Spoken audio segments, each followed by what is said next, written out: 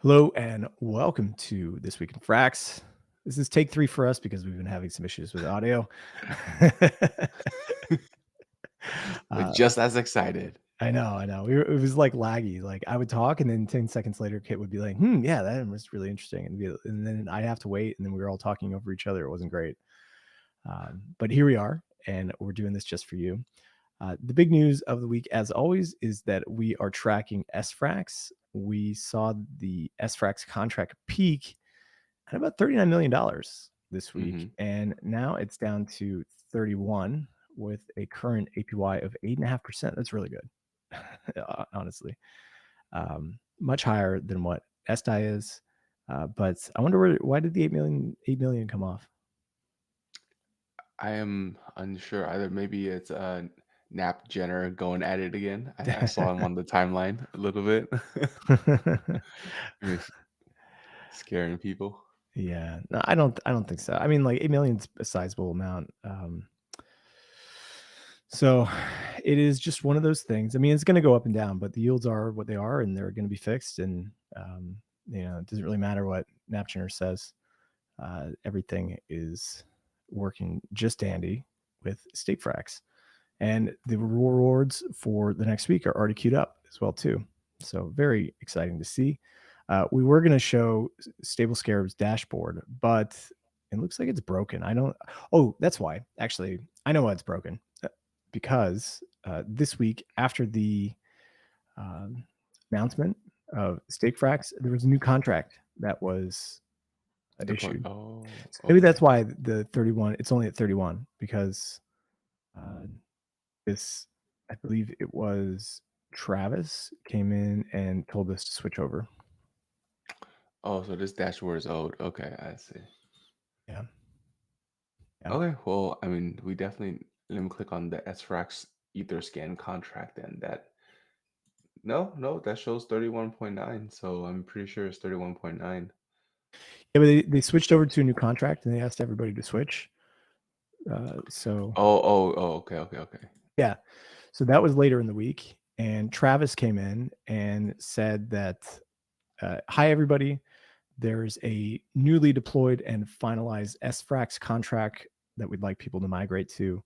There is no danger to funds, nor is there any time-sensitive reason to immediately move over from the V1 contract, as the current contract will continue to issue yield for another 7-day epoch. The new and final contract address is what they posted in the group. The reason for the contract being updated and essentially finalized forever is that they want to change the name of the contract vault from sFRAX, where Frax was not capitalized, or it was capitalized, but all the letters weren't. So it wasn't all caps when it came to Frax. And then they also added a price share function or price per share function to the contract to make it easier to be integrated with curve pools and vault protocols. And this will specifically make curve swaps cheaper than before. And then lastly are some minor gas improvements and updated to Solidity 0.8.21 and some other optimizations as well too. So if you're in that V1 contract and you haven't moved over yet, please do, because it's going to stop earning rewards and you will need to move to the new contract.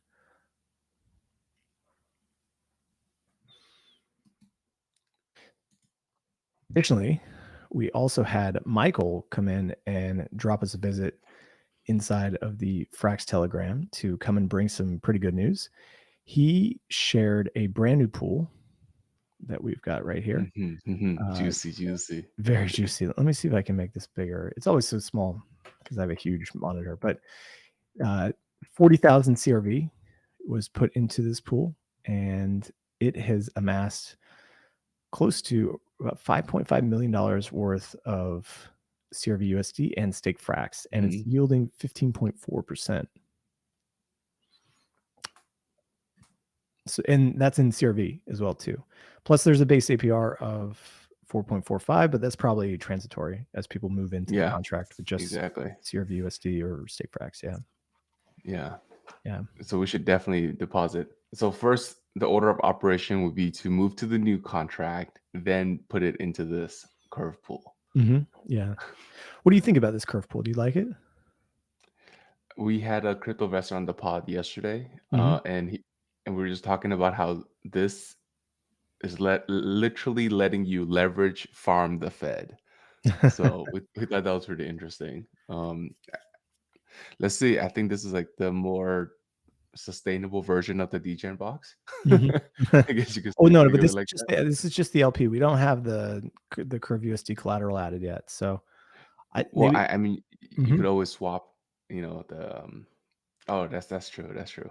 Yeah. Yeah, Which is coming soon. I mean, everybody knows that it's coming. That may have to do actually with the new vault that they put out.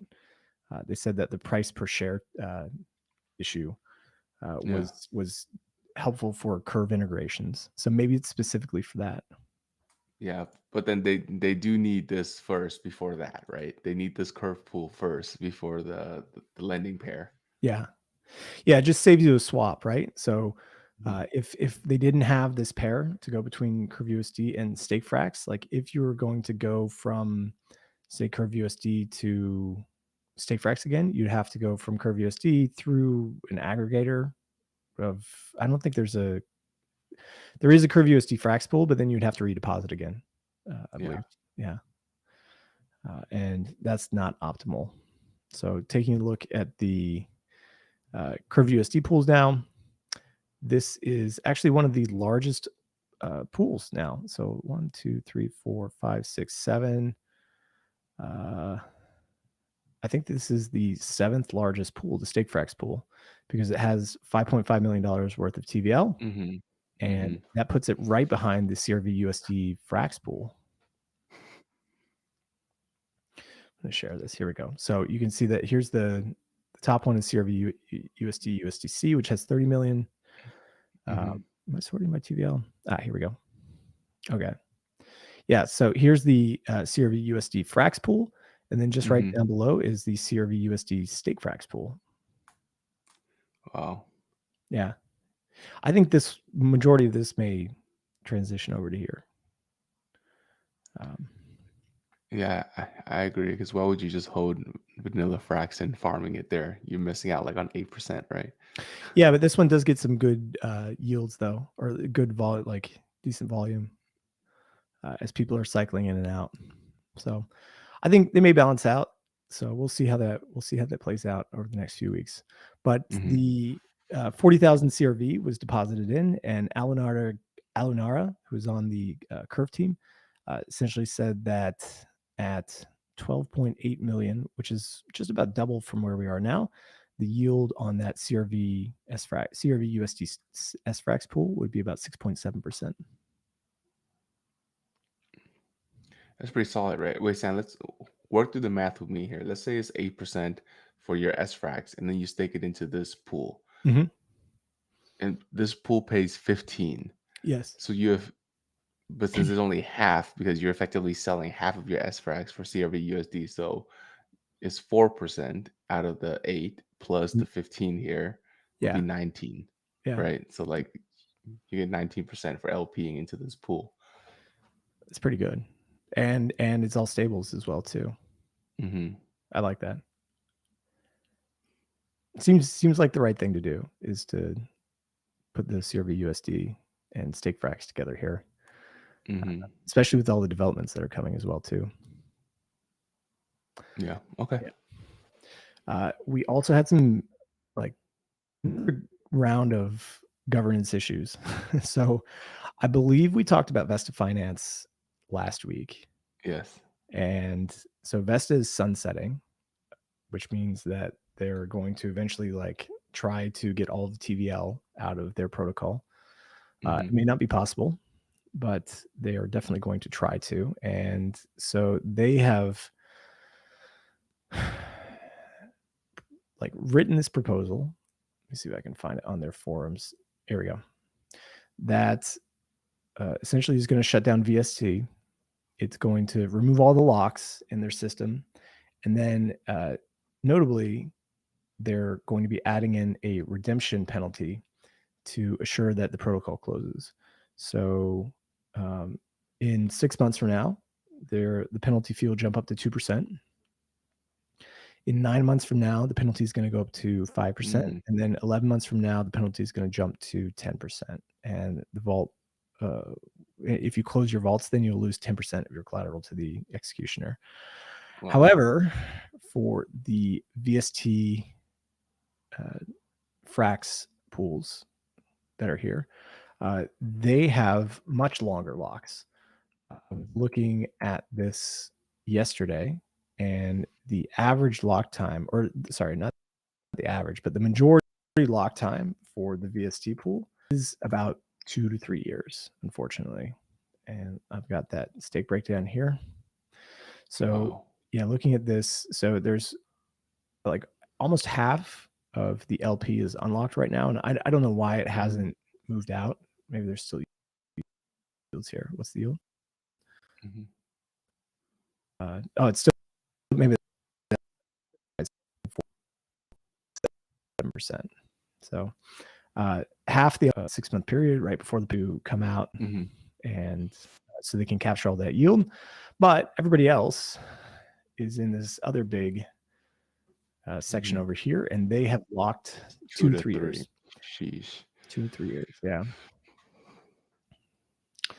And so even if people are like okay with sitting through the locks, they're going to be forced into this 10% haircut that the vested platform is going to charge them because they didn't withdraw fast enough. I mean, they can't withdraw, right, for the next 2 to 3 years? Yeah, so unless there's a rage quit, and there was a proposal that actually went to rage quit, or for rage quit. So this was put up by the Vesta core team, by Mikey, and essentially we talked about this last week, that it wanted to unlock for like 0% fees, right? They're like, we're winding down, we're going to unlock everything, we want it all to go. And so just allow us to rage quit out of this pool, but with 0 fee. And this was met with a little bit of resistance. C2 came in after the snapshot had put up, and he wanted to know, let me make this a little bit bigger so we can all read it. Yeah. You wanted to know if there was a time limit or if redemptions are immutable and always open. The other rage quit terms were also for protocol shutdowns for Saddle and MUSD, but he doesn't see the difference here, specifically if redemptions are available after user lock terms have expired.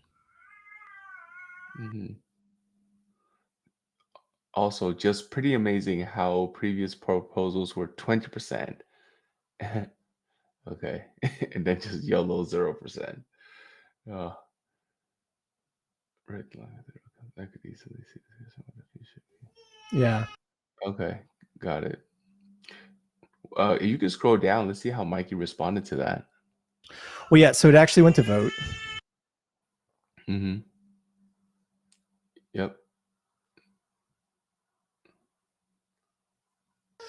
Yeah. So it went to vote, and let me pull this snapshot vote here. It went to vote, and the voting date is over tomorrow. Here is the vote right now.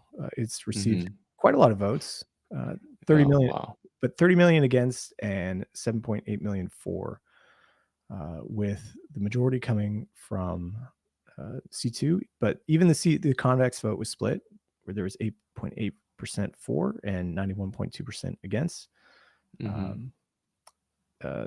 Penniless Wasi voted for it with his 4 million FRAX. Same goes for Stake DAO as well too. Wanted to get this open.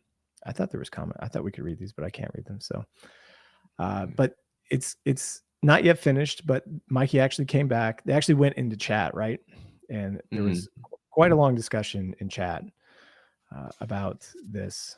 I believe Chuck Beard came in and said, hey, I'm a long time like FRAX supporter, but I'm really unhappy about this. Let me see if I can find his message here. But before we go there, let's read what Mikey has to say. So Mikey said the 2.3 million lockers would have 0 yield as Tetranode moves his vote elsewhere and waits for their stake to lock eventually. And then he addressed C2 yesterday. He said the redemption Hmm. specific is laid out here. Redemption will be enabled in 6 months and then will likely conclude in 12 months. Given that there's a USDC PSM, the pool will continue to exist without going into severe imbalance. And 20% was not a number that I came up with. It all came from the Frax team. 7% is indeed something I mentioned before, but it came from an unverified source that I failed to find again. I understand that liquidity was given initially with the expectation of locking, but this event is the full wind down of one of the assets. And this event is certainly not what people expected when they first locked liquidity in. For the record, I'm advocating for the users of Vesta and Frax. These are your lockers who could further provide liquidity in other pools, but now they will be stuck in a 0% pool for another long while. I'm not even a locker myself. I just believe that it's unfair for people to not get an exit given that yield is now going to zero due to an event that was not in their control.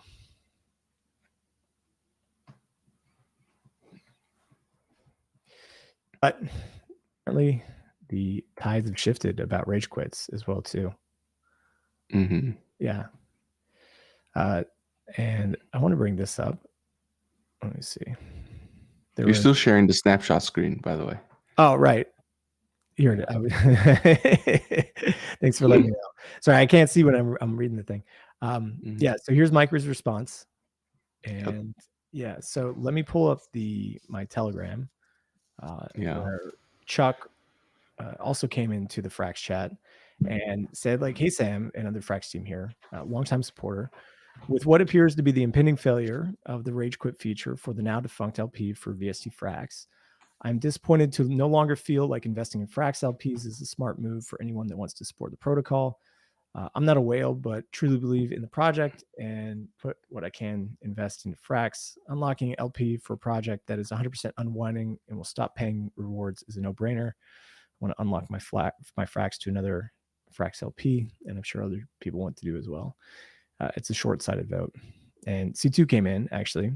Oh, and he's like, and one voter changed the outcome here from an overwhelming 4 to and against. 3 cheers for governance.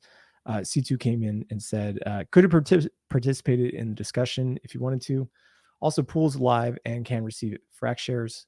The proposer didn't even respond to questions. And then I shared the stuff about the redemption stuff and said that, really the issue here is not that Frax's issue, right? It's more Vesta's issue for adding in these redemption fees, right? If there is no redemption fees, then there's no issue. You can just hold it and you're going to get out and you'll get all your money back. And but if there's this redemption fee in there, then you're going to have to eat 10%, which doesn't really seem like the right thing to do. Yeah, but I also feel like the lack of yield is also a loss, right? I think there's 2 components to it. It's the loss of yield plus the redemption fee. Yeah, but I think that's the risk you take, right? And this it can still get Frax shares rewards for one. It can if there are votes for it. If there are votes for it, yes, correct. So I think that needs to be a huge, marker. Like if there are votes for it. I feel like, I mean, that's gonna go against the whole weekly gauge thing. Yeah, but I don't really see any downside here, right? Like if Vesta changes their proposal so that there is no temporary, or like all the redemption fees come after the end of this 2-year period, then you're not losing any money. You're just losing opportunity costs.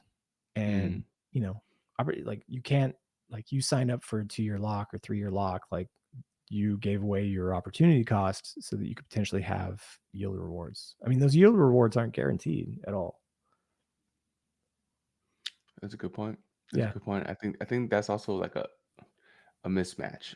The only LP pair that I feel comfortable locking up is the one for like sfrxETH, because that is like already embedded into the contract. Yes, it gets diluted every year by half.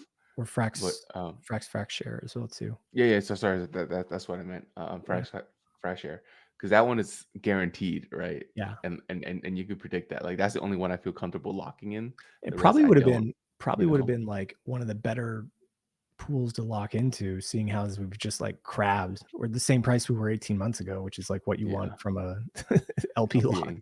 Yeah, but a larger point though, Sam, do you think if there's a mechanism where you could also lock your votes for that X amount of time as well too.